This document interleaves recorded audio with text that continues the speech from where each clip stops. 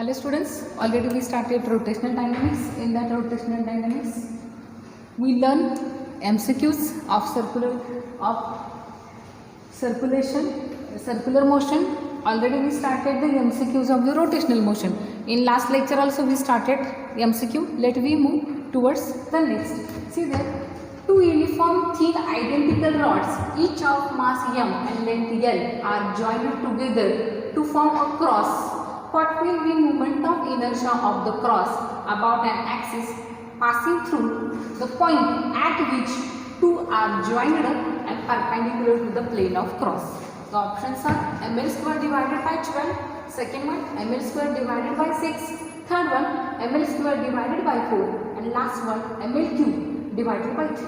As per the given information, we have two identical rods. These rods are thin. Two identical rods are with us. They having the same mass m and the radius r is length r is there. Sorry, here m mass l is the length of two identical rods.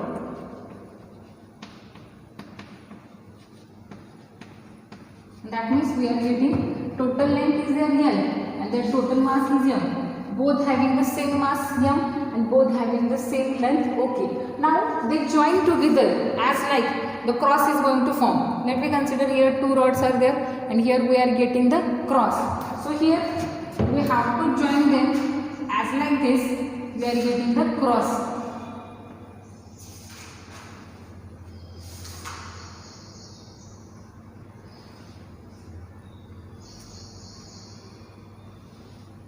Okay.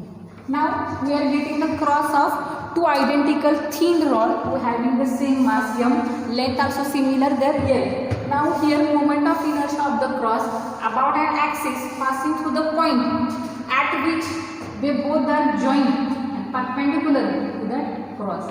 Here we have to find out the moment of inertia. That moment of inertia about an axis. That axis is passing through the point. At that point, they both are joined and they are perpendicular to each other. If we can see, the rods are there. We know the basic formula related to rod when moment of inertia passing through its center. See, mi of rod about center. It is how much?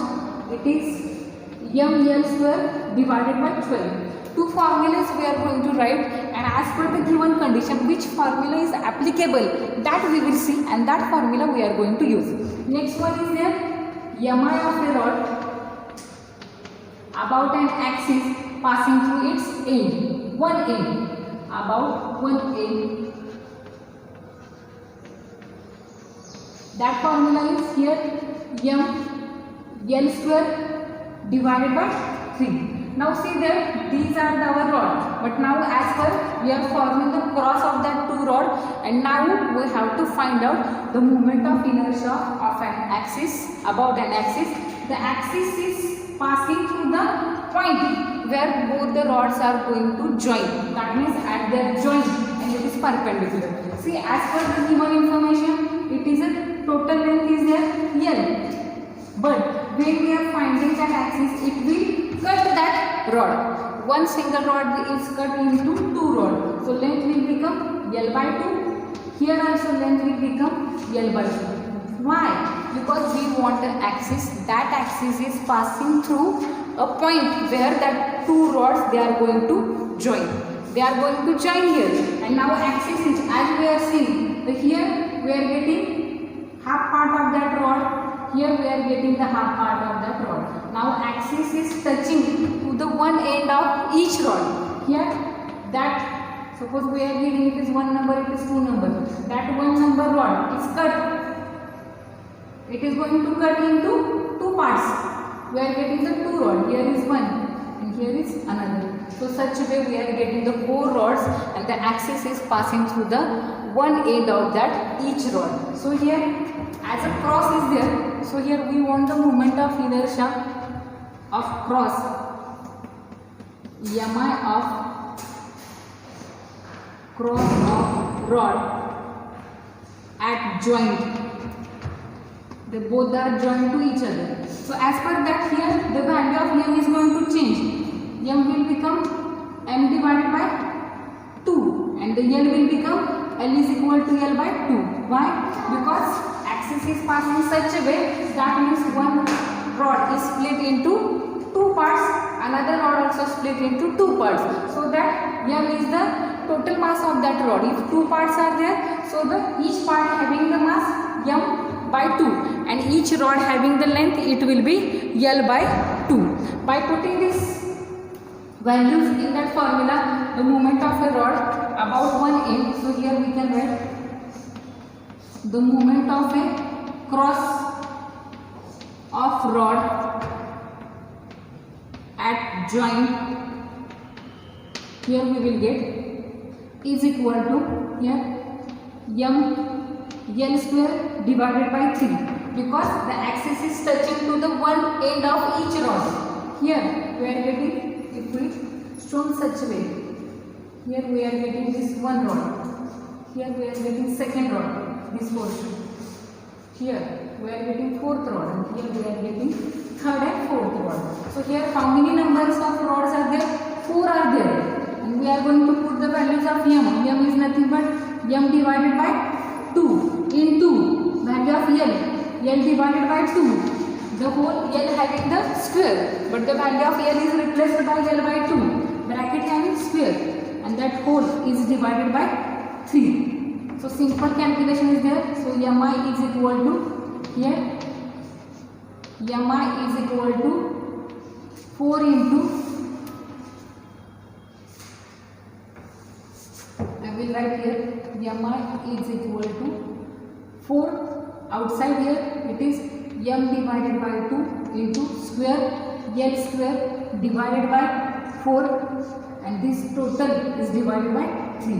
That 4 they are going to cancel, and finally here we will get mi is equal to that m L square divided by 2 into 3, and finally we will get m L square divided by 6. This is the moment of inertia of a cross. How we are getting cross? The two rods, three identical rods who having the mass m and length L, they form the cross. Here we found the moment of inertia of a rod about an axis passing through the cross, where the two rods are going to join and that axis is perpendicular to that cross. So here our answer is ml square divided by 6. So our second option is correct. Now we see next one.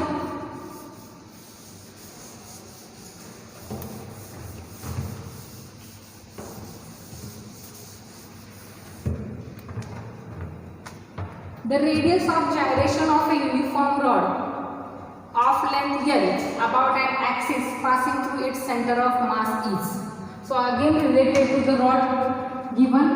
See here rod is there.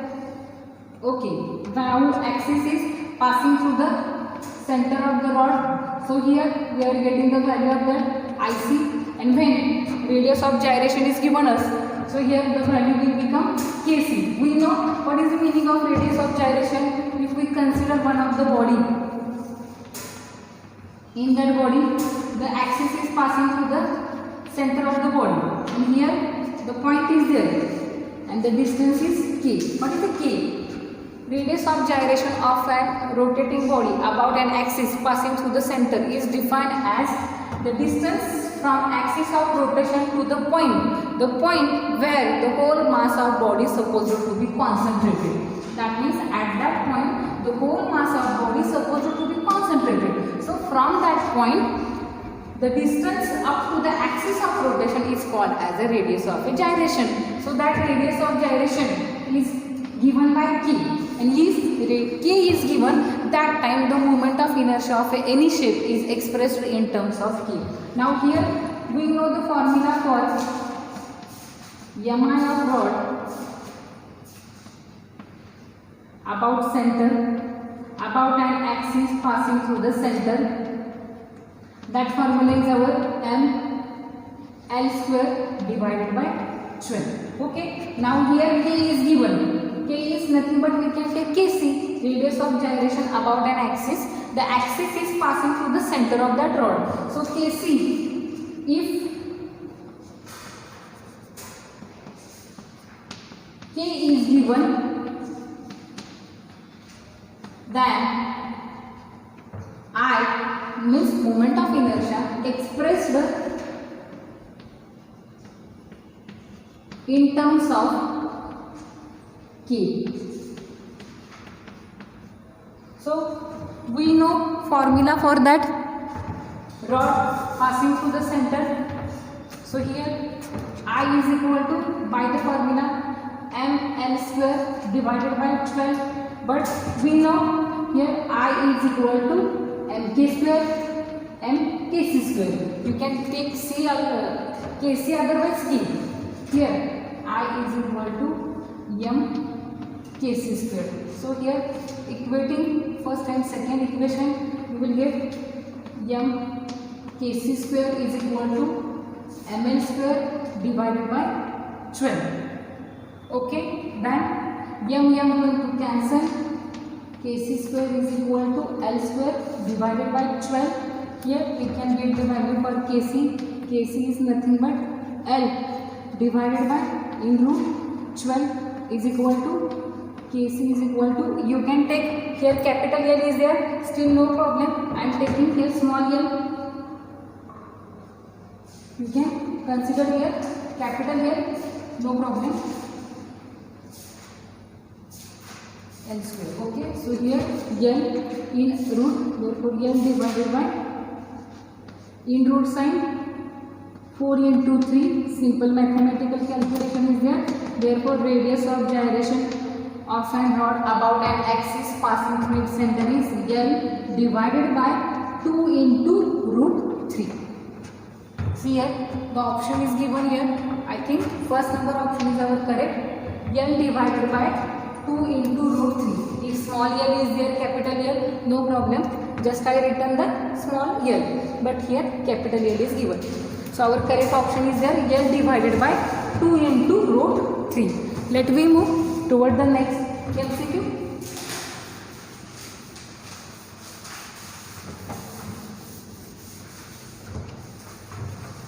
See, one circular ring and one circular disc, both having the same mass and radius. The ratio of their moment of inertia about the axis passing through their centers and perpendicular to planes will be.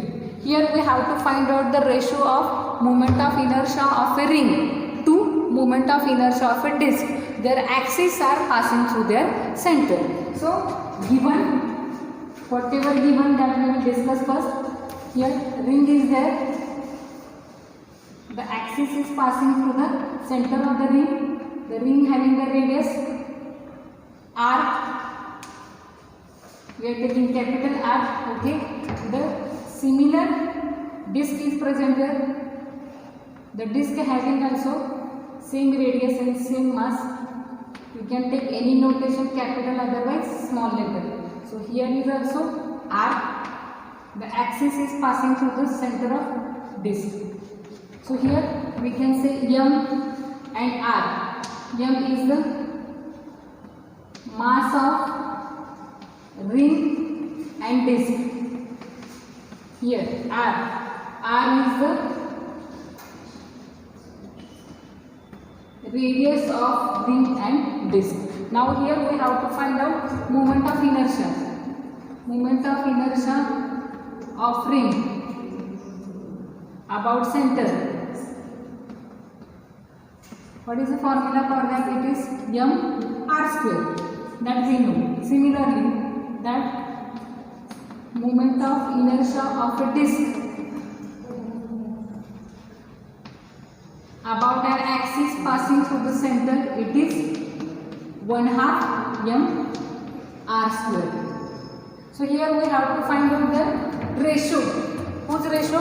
One circular ring and one circular disc, both have the same mass and the radius, the ratio of their, that means first we are taking the ring in the place of numerator and in the place of denominator we are going to take the disk. So here moment of inertia of ring divided by moment of inertia of a disk. So putting their values are with us. It is m r square divided by 1/2 m r square. Whatever common terms they are going to cancel. It is 2 divided by 1. Therefore we are getting ratio here mi of ring as mi of disk is nothing but 2:1. Simple is there. So here we are getting the second option is our correct. So here the moment of inertia of a ring, the ratio of mi of a ring about an axis passing through its center to the moment of inertia of a disk about an axis passing through center. It is simply with you, simple mathematical calculation, it will comes up 2:1. Okay, we will see next MCQ.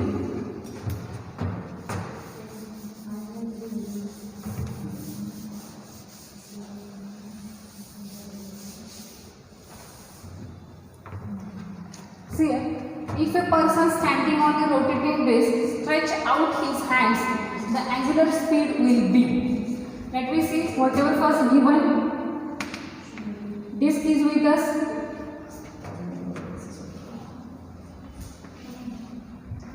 If person is standing on that disk means we can understand the shape of the disk. Okay, such a disk is with us. The disk is rotating. Here the direction is not given. That means the disk is going to rotate and the person is standing on that disk. So we can say here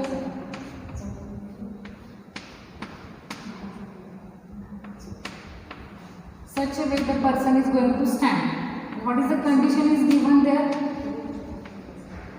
Condition is given the rotate person is standing on that disk and stretch out his hand. That means he is stretching out his hand. Okay. Here when the person is standing on that disk, the body of that person will represent as an axis of rotation. We know that moment of inertia. Here moment of inertia, how we are getting? Moment of inertia means I how we are getting? Summation of mi ri square, the I having the lower limit 1, upper limit n. Okay, here, so here as the person body, the body represent as a axis of rotation. As he stretched his hand, that time the distance, the perpendicular distance from the axis of rotation, it is going to increases. So in this case r increases. As the r increases, we can say here I increases. And we know the relation in between the relation is equal to L is equal to I into omega.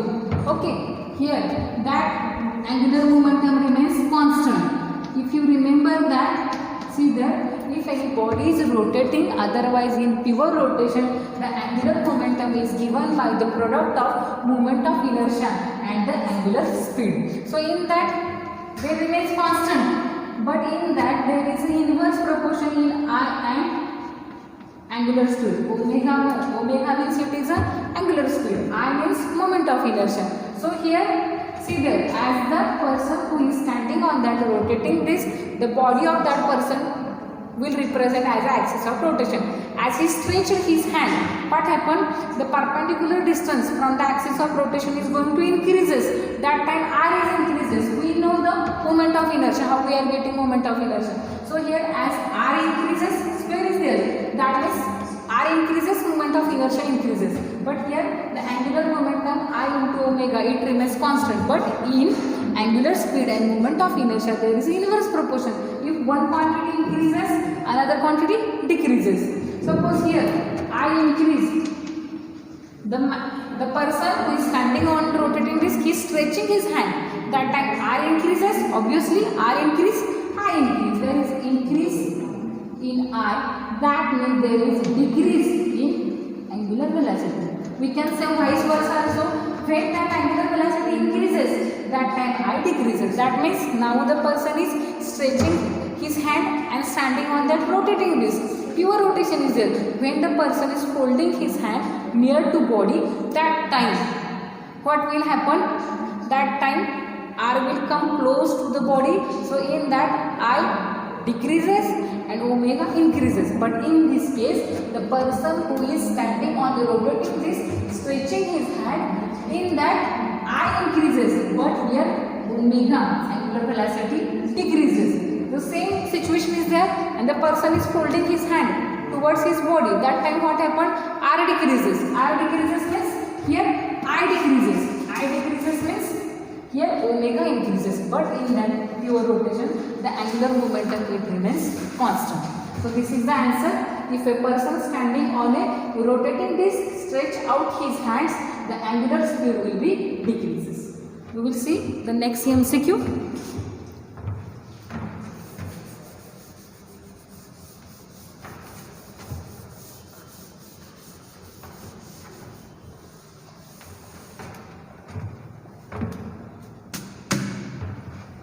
The angular momentum of a system of a particle is conserved when no external force acts on the system. Second one, when no external torque acts on the system. Third one, when no external impulse acts on the system. And last one, when axis of rotation remains the same. See the angular momentum. Already we learned the conservation of angular momentum. In that angular momentum, if we are seeing the first option, when no external force acts on the system, that time if you remember in 11th standard you learn about linear momentum. P is equal to m into v.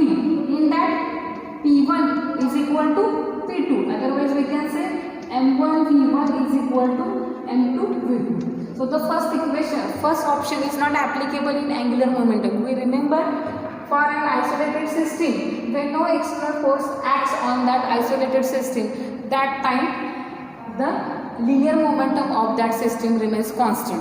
So here from that law we are getting another law is also there, the law of conservation of angular momentum. If we remember in that L is equal to R into P, we know that angular momentum is given by the position vector and the linear momentum. That we saw, we differentiate that equation. Already we did this, just I want to remind you the theoretical part, how the theory is related to that option. Here we differentiate that equation and afterward finally we got, पहले से हमने ये solve किया था, इसमें हमने differentiation लिया था इस इक्वेशन का with respect to time.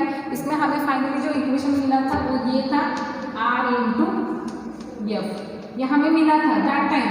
So here r into f means it is a torque. So we got here dl by dt is nothing but the torque acting on the system. And if that torque is equal to 0, that time here dl by dt it becomes 0, and finally that angular momentum it remains constant. So in that we learn also the conservation of principle of conservation of angular momentum. The angular momentum of a system of a particle is conserved in the absence of external torque. Otherwise external torque, if the external torque is not present, that time the angular momentum of a system of a particle it remains constant. Otherwise we can say another statement is also there, if no external torque acts on the system, the angular momentum of a system of a particle it remains constant. So here we saw that we learn all that concepts. So the angular momentum of a system of a particle is conserved when no external torques acts on that system. So as per that we can say our second option is correct option.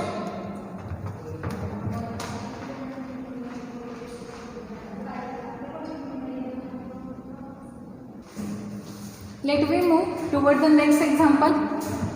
From that lecture, it is our last example. See here, the torque of a force F is equal to minus I cap minus 6 I cap acting at a point R is equal to 4 J cap about the origin will be, the answers are minus 24 k cap, second 24 k cap, next 24 j bar, and next 24 I bar. The given information is with us. Let me see that given information. F is given us, F is equal to minus j I bar. You can say cap also, bar also, no problem. It is a unit vector along x axis. We are getting the value of r. R is nothing but 4 j cap. We know the unit vectors are there, I, j, k. We can say I cap, j cap, k cap along x axis, y axis, z axis. Here we have to find out the value of torque. Torque is nothing but r into here. It is a vector product. So in that vector product, the order is very important. If we are putting that value, that we are getting the value of 4 is there, 4j cap into minus 6 I cap. If you remember I, j, k, we are using the rules for the vector product. Which are the rules? The cross product of I cap into j cap is k cap. The cross product of j cap into k cap is equal to I cap, and the cross product of k cap into I cap is equal to j cap. In that order is very important. We learn in the scalar product, if we are taking the dot product of that I, j, k, I into j, j into k, and their reverse, that time we are getting the 0. But here, as their order changes, if we are taking first I, then j, we are getting answer k. The sequence is very important. We have to go, we have to follow their order. When there is a cross product of I cap to j cap, sorry, I cap to j cap, we are getting k cap. Next, when we are taking the cross product of that 2, we are getting the next quantity. And when we are taking the cross product of that k cap and I cap, we are getting j. But if we are changing their order, if their order is reversal, so that time we are getting the negative sign. So here we will get the cross product of j into j cap into I cap is equal to minus k cap. Here the cross product of k cap into j cap is nothing but minus I cap, and the cross product of I cap into k cap is equal to minus j cap. That you already learned in 11th standard, scalar product and the vector product. By putting this value here, we will get 20 minus 24, and in bracket cross product of j cap and cross product of I cap. If we see that j cap and I cap, it will be minus that minus k. So here minus 24 in bracket minus k cap, and finally we will get plus 24 k cap. So this is the one of the example. It comes in that it is related to the vector, and we are getting the second option is our correct, 24 k cap. Okay, such way in this lecture we completed MCQ. I hope you understood. Pause the video, any doubt is there, ask, and see the new formulas, make the collection of that formula. We will see the MCQ in next lecture also. Thank you.